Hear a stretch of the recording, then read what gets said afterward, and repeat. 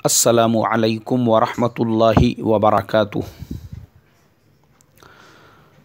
मोहतरम भाइयों, बुजुर्गों, दोस्तों, यह हमारा इस्लाह मुआशरा का 599वां सबक है। मोहतरम बुजुर्गों, कल बॉम्बे में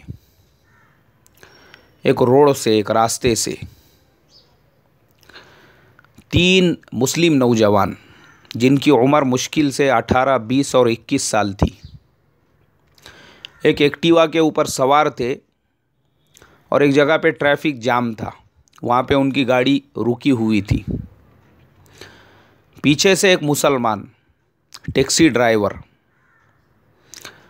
उसके टैक्सी का छोटा सा धक्का इनकी एक्टिवा गाड़ी को लगा। जैसे ही उस टैक्सी वाले का धक्का लगा, ये तीनों नौजवान गुस्से में, जोश में, जज्बात में अपने गाड़ी पर से उतरे। उतरने के बाद इन्होंने उस टैक्सी का दरवाज़ा खोला, उस मुसलमान ड्राइवर को बाहर खींचा और वो बेचारे को इतना मारा कि उसका जगह पे इंतकाल हो गया। इसमें जिनका इंतकाल हुआ वो भी मुसलमान थे और जो मारने वाले थे वो भी मुसलमान थे। मोहतरम बुजुर्गों, हमारे आज के ज़माने में मुसलमानों के अंदर बर्दाश्त का मादा नहीं रहा। ज़रा सी बात पे कत्ल होना मुस्लिम इलाक़ों के अंदर आम हो चुका है। ये आम, एक मुस्लिम इलाक़े में सिर्फ गाड़ी खड़ी करने पे से जो गाड़ी वाला था उसके और पड़ोस में जो लोग रहने वाले थे उनके दरमियान में तेरी मेरी, तू मैं, यहाँ तक नौबत पहुँची लड़ाई झगड़े और उनमें से भी एक का इंतकाल हो गया। काय पर से? सिर्फ गाड़ी खड़ी करने पे से। अल्लाह हिफाजत फरमाए। यानी मेरे समझ में नहीं आता मुसलमानों को हो क्या गया है, ये काय की गर्मी है। ये मुझे अल्लाह के प्यारे हबीब सल्लल्लाहु अलैहि वसल्लम की वो हदीस याद आती है जिसमें नबी अकरम सल्लल्लाहु अलैहि वसल्लम ने फरमाया था कि मुझे अपनी उम्मत पर फ़क़्र व फ़ाक़ा का डर नहीं है कि इनके ऊपर गरीबी आ जाएगी, इनके घरों में फ़ाक़े होंगे, मोहताजगी होंगी, परेशान हाली होंगी, मुझे इसका डर नहीं है। सहाबा इकराम ने पूछा, आए अल्लाह के नबी सल्लल्लाहु अलैहि वसल्लम, फिर आपको अपनी उम्मत पर किस बात का डर है? फरमाया कि मुझे अपनी उम्मत पर सरवत का डर है, मालदारी का डर है, इनके ऊपर उसात का डर है। अल्लाह तबारक व तआला अगर इनके ऊपर माल को आम कर देगा, सरवत को फैला देगा, तो फिर ये उम्मत फितने में मुब्तला हो जाएगी। और फिर एक दूसरी हदीस में फरमाया कि जितनी भी कौमें पिछली जो कौमें गुज़री है, हर कौम के अंदर कोई ना कोई फितना था और मेरी उम्मत का जो फितना है वो माल है। अल्लाह हिफाजत फरमाई। आज मोहतरम बुजुर्गों, ये लड़ाइयाँ, ये झगड़े, ये काय की अकड़ की वजह से है? ये माल के गर्मी की वजह से।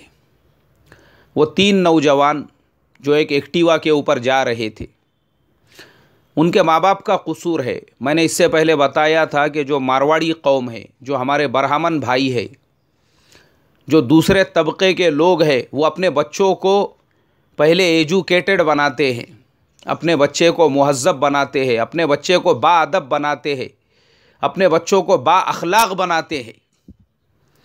ख़ुद मेरे साथ में बॉम्बे में मैं एक जगह पर 15 दिन के प्रोजेक्ट के लिए था। एक लड़का मेरे साथ में काम करता था। हम लोग नाश्ता करने के लिए नीचे जाते थे। मैंने एक दिन उससे पूछा, मैं बोला, भाई तेरे पेरेंट्स क्या करते हैं? बोले, यार मेरे फादर जो है ना, भीलवाड़ा के अंदर उनकी ख़ुद की फैब्रिक्स की कंपनी है, कपड़े बनाने का कारखाना है। मैं बोला, अच्छा।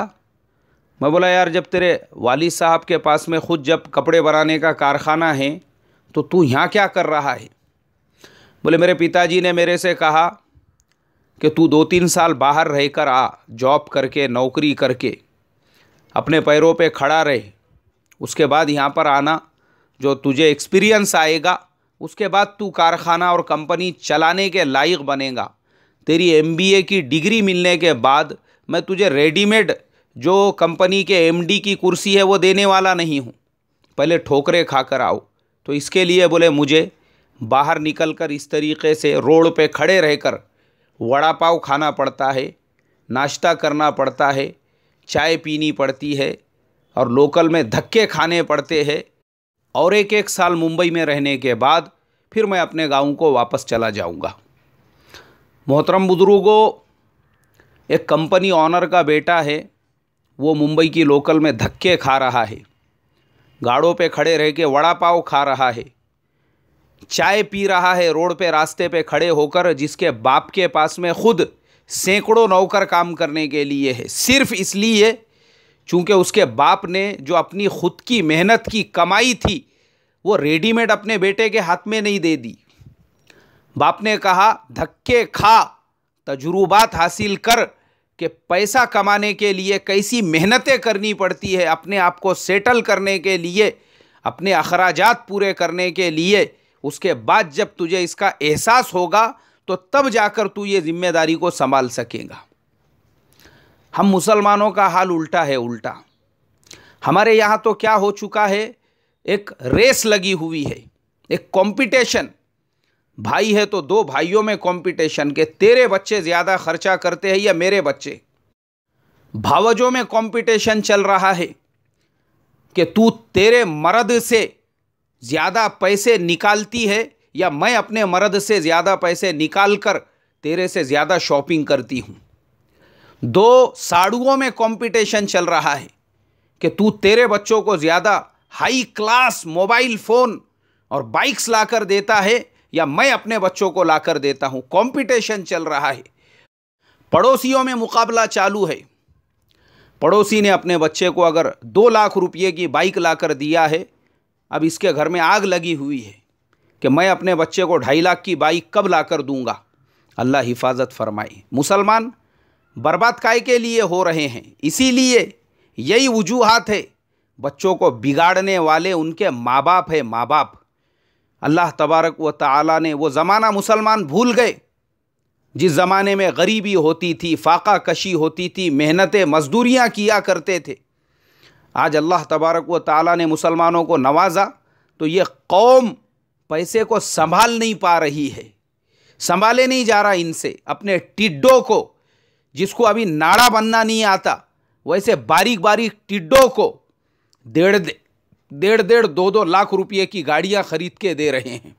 गैरों में आपको ऐसा नहीं मिलेगा। इसीलिए आप देखना, मुसलमानों के महल्लों में आपको एक मिजाज मिलेगा भाई बनने का, दादा बनने का। हर एक को अच्छा मोबाइल फ़ोन चाहिए।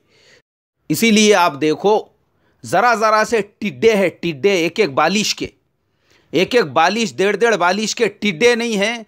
माँ बाप ने वैसे टिड्डों को भी 10 और 15 हज़ार रुपये के मोबाइल ख़रीद कर दिए हुए हैं। मकसद सिर्फ ये है अपनी बहनों पर, अपने भाइयों पर, अपने साड़ुओं पर, अपने पड़ोसियों पर, अपने रिश्तेदारों पर इम्प्रेशन झाड़ने का। हम अपने बच्चों पे कितना खर्चा करते हैं। अरे तेरे को इम्प्रेशन ही झाड़ने का है ना, तो अपने बच्चे को नमाजी बनाकर इम्प्रेशन झाड़, अपने बच्चे को एक अच्छा इंसान बनाकर इम्प्रेशन झाड़, अपने बच्चे को एक सच्चा मुसलमान बनाकर इम्प्रेशन झाड़, अपने बच्चे को हाफिज़ कुरान और दीन का दाई बनाकर इम्प्रेशन झाड़। ये मोबाइल फ़ोन, ये बाइक, ये चीज़ें इम्प्रेशन की नहीं है, बर्बादी की है, बर्बादी की। वही बच्चा आगे चलकर आज वो रोड पे, रास्तों पे लोगों से झगड़े कर रहा है, कल वो माँ बाप से झगड़े करेगा। नहीं, मैं बोलता हूँ गारंटीड, क्योंकि माँ ने तरबियत नहीं की ना। यही वो माँ है जो कॉलेज में जाकर प्रिंसिपल से कहती है हमारा बच्चा अगर सिगरेट भी पी रहा है, हमारा बच्चा अगर बाइक भी चला रहा है, आपको करने का क्या? आपका काम पढ़ाने का है, पढ़ाओ, आप इसके ऊपर ध्यान मत दो। यही माँ है वो। जब ये माँ कॉलेज के प्रिंसिपल से जाकर, स्कूल के टीचर से जाकर ऐसा कहेंगी, ये माँ अपने बेटे को डाकू बनने के रास्ते पे चला रही है, डाकू बनने के। उसकी हिम्मत अफजाई कर रही है कि बेटा बड़ा होने के बाद में तुझे एक डाकू बनना है, एक अच्छा और शरीफ इंसान नहीं बनना है। और यही डाकू पने की वजह से आज मुस्लिम महल्लों के अंदर एक आम मिजाज बना हुआ है। 13-14 साल की उम्र, मैं देखता हूं बच्चों को, और वो बच्चे टिबल सीट गाड़ियां चला रहे हैं, एक्टिवा और दूसरी जो बाइक्स होती है। मेरी आंखों के सामने एक जगह पर, एक कॉर्नर पे, एक सिग्नल पे गाड़ी स्लिप हो गई और पीछे से बस आ रही थी। अल्लाह जज़ाए खैर दे वो बस के ड्राइवर को, पूरी ताकत से उसने ब्रेक मारा, इसलिए वो तीनों बच गए, वरना तीनों का कचूमर वहीं रोड पे निकल जाता था। मस्ती, डुक्करपना वहीं पे ख़त्म हो जाता था। जो डुक्करों के जैसा टिबल सीट बैठ के जो मुस मुस मुस मुस रोड पे, रास्तों पे जो बाइक भगाने वाले, कट मारने वाले, इधर से उधर जाने वाले जो है ना, वो वहीं ख़त्म हो जाता था। अल्लाह हिफाजत फरमाए। आम मिजाज बना हुआ है एक्टिवा के ऊपर टिबल सीट जाने का। उम्र नहीं है अभी, आपको गवर्नमेंट की तरफ से लाइसेंस नहीं है, अभी परमिशन नहीं है, उसके बावजूद ये कौन से माँ बाप है ये जो खुद अपने बच्चों को जहन्नुम की तरफ लेकर जा रहे हैं, उनकी जिंदगियां बर्बाद कर रहे हैं। और बर्दाश्त नहीं रहा मोहतरम बुजुर्गों, बर्दाश्त नहीं रहा। जैसे वो 3 नौजवान बाइक के ऊपर चल रहे थे, भाईगिरी का मिजाज बना हुआ है, डुक्करपना कि किस तरीके से हम लड़ाई करें, झगड़े, लोगों को बताना है हम लोग भाइयों की औलाद है बोल के, भाइयों की नस्ल के है बोल के। रोड पे, रास्ते से जो दूसरे गैर ईमान वाले जाने वाले हैं, उन लोगों को ये इंप्रेशन देना है इनको कि तुम लोग भाई लोगों के एरिए से गुजर रहे हो, भाई लोगों के एरिए में ऐसे ही लड़ाइयाँ होती है, ऐसे ही झगड़े होते हैं, ऐसे ही मर्डर होते हैं, ऐसे ही कत्ल होते हैं बोलकर। ये मुसलमान हैं आज के। अरे कम से कम इंसानियत के नाते से ठीक है, गाड़ी को अगर धक्का भी लग गया, ये ट्रैफिक वालों का काम है, पुलिस का काम है, जो टैक्सी ड्राइवर है उसके ख़िलाफ़ में कार्रवाई करे। अब ये 3 नौजवान, इनकी ज़िंदगी बर्बाद हो चुकी है, बर्बाद। मैं आपको बताता हूँ इस तरह के केसेस के अंदर, अब ऐसा अगर केस किसी के ऊपर, एक्चुअली हमारे नौजवान जो है वो अपने फ्यूचर के बारे में नहीं सोचते ऐसा कुछ करने से पहले। हमारे मुस्लिम नौजवानों को ये पता ही नहीं है कि पुलिस स्टेशन में अगर तुम्हारे नाम पर कोई केस बन जाता है, तुम्हारे नाम पर कोई FIR लिखी जाती है, उसके बाद भले ही तुमको 2 दिन के बाद ज़मानत मिल जाए, लेकिन मेरे भाई तुम्हारा फ्यूचर जो है, फ्यूचर वो पूरी तरह से बर्बाद हो चुका है। ना आप कहीं पे जॉब कर सकते हैं, ना आप अपना पासपोर्ट बना सकते हैं, ना किसी मुल्क के वीज़ा के लिए अप्लाई कर सकते हैं। पासपोर्ट बनाने के लिए अगर आप ऑनलाइन फॉर्म भरेंगे, वहाँ पे 2-4 ऑप्शन होते हैं, सारे डिटेल्स डालना पड़ते हैं कि भाई आपका जो कैरेक्टर है उसके ऊपर किसी पुलिस स्टेशन में कोई FIR तो नहीं लिखी हुई है। अगर लिखी हुई है उसके बाद समझ जाने का कि आपका पासपोर्ट नहीं बनेगा। कहीं पे आप जॉब करने के लिए जा रहे हो, आज चपरासी की भी जॉब करना है, वॉचमैन जो रहता ना गेट में खड़े रहने के लिए, जो एजेंसीज वॉचमैन की जॉब के लिए एप्लीकेशन लेती है, वो लोग भी आपके एरिया पुलिस स्टेशन से कैरेक्टर सर्टिफिकेट मंगाते हैं। आप जिस एरिया में रहते हो वहाँ के पुलिस स्टेशन से कैरेक्टर सर्टिफिकेट लेकर आओ, और आज पुलिस स्टेशन में किसी के भी नाम पर कोई भी FIR लिखी हो, पुलिस उसको फौरन कंप्यूटर के अंदर डाल देती है। अब वो FIR कंप्यूटर में आ गई तो दुनिया का कोई भी इंसान अपने घर पे बैठे बैठे किसी के भी बारे में देख सकता है कि इसके नाम पर कोई FIR है या नहीं है। आपने वहाँ पर जाकर दे दिया एप्लीकेशन या आपने कैरेक्टर सर्टिफिकेट दिया, तो पहले वो कंप्यूटर में देखकर वेरीफाई करते हैं आपने जो डिटेल दिए हुए है वो कहीं पर है या नहीं है बोलकर। बुरा हाल है, आपने किसी मुल्क के वीज़ा के लिए एप्लीकेशन दिया, वहाँ पे भी आपको कैरेक्टर सर्टिफिकेट देना पड़ता है।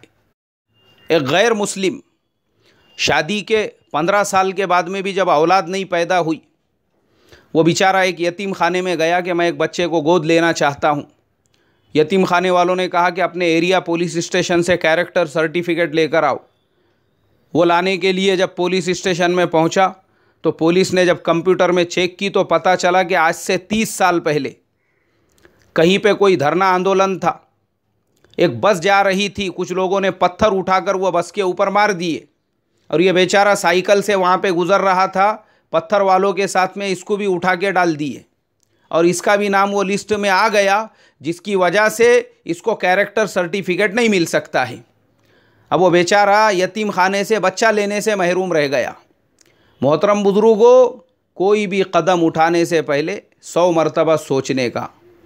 इसके लिए मुसलमान भाइयों बहनों से यही दरख्वास्त करूँगा, अल्लाह ने अगर आपको माल दिया है, दौलत दी है ना, मस्ती में मत आओ। खुदा के वास्ते अपने बच्चों को एक सच्चा और अच्छा इंसान बनाओ।